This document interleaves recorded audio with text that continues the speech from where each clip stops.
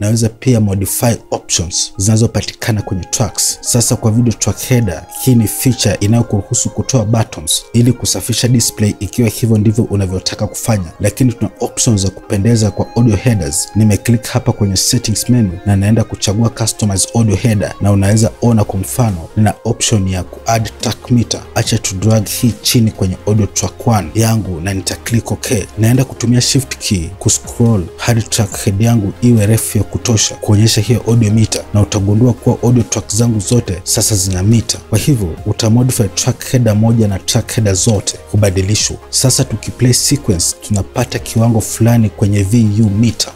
Nitaenda full screen tena ili uweze kuona audio inayoandamana na hii. What's been going on with me? I'm trying to get over someone.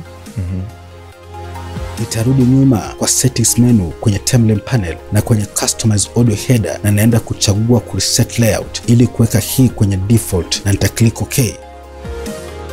Asante kutazama, na hadi wakati mwingine usisahau kusubscribe.